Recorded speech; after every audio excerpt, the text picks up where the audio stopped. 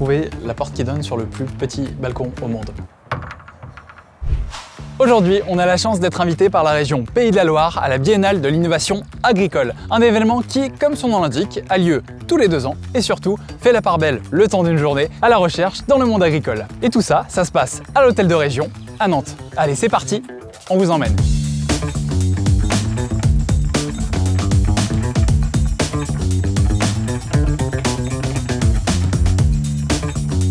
Au programme de cette journée, des conférences, des ateliers, des tables rondes, avec en présence plus de 90 professionnels agricoles et d'acteurs de l'innovation. L'objectif de cette journée, il est simple, partager les résultats de la recherche dans le domaine agricole.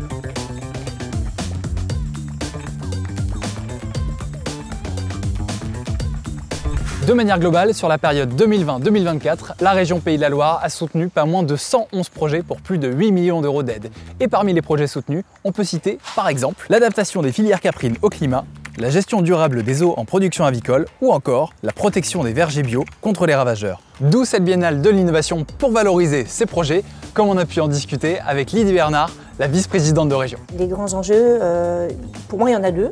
De montrer que l'innovation est présente et bien présente dans notre région. Et puis deuxième enjeu, c'est montrer que le monde agricole est bien présent dans la thématique innovation. Donc pour vous, le fer de lance, voilà, ça doit être le changement climatique et tout doit partir de là. Oui, parce qu'il est bien là. Okay. Donc il faut qu'on fasse attention. Le dossier qu'il faut qu'on remette au cœur, comment travailler les sols, comment on nourrit la terre. Il y a vraiment une notion de polyculture élevage qu'il faut qu'on remette dans notre actualité. Je pense que la force de notre région, c'est le travailler ensemble.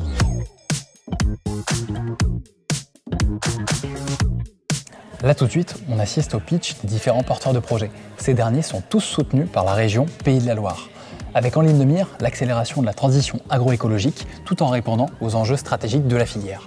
En gros, ce dispositif, il vise à développer de nouvelles connaissances et de nouvelles pratiques plus durables pour des résultats concrets sur le terrain. Et parmi les projets présentés aujourd'hui, on peut citer Fermadapt pour adapter l'élevage au changement climatique, Janabé pour optimiser le premier vélage des génisses bio à 30 mois et Valomal Bio pour valoriser la viande bovine laitière en bio. Pour le détail, on vous renvoie à la série de capsules qu'on a tournées avec les différents porteurs de projets et pour ça, on vous met tous les liens en description. Vous l'aurez compris, l'agriculture, elle occupe une place prépondérante ici dans la région.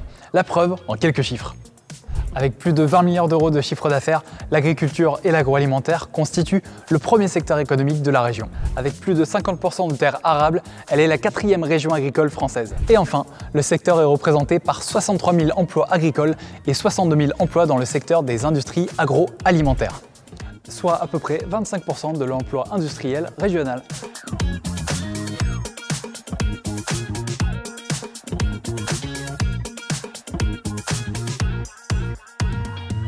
On se dirige tranquillement vers la fin de cette journée. Ici, la Biennale s'achève avec une table ronde sur la question comment évaluer et maximiser l'impact des projets en innovation agricole. Nous, on va laisser les esprits s'échauffer et bien sûr, on ne manquera pas de suivre les conclusions liées à cette journée. Si vous voulez aller plus loin et en savoir plus sur les travaux des différents porteurs de projets appliqués au monde de l'élevage, ça tombe bien, on les a tous interviewés.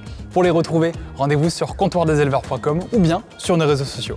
D'ailleurs, vous êtes déjà presque 50 000 à nous suivre et ça, c'est peut-être un détail pour vous, mais pour nous, ça veut dire beaucoup. Dites-nous en commentaire si vous voulez d'autres vidéos de ce type. Et surtout, on n'oublie pas de s'abonner au Comptoir des éleveurs, le média alternatif de l'élevage. Comptoir des éleveurs.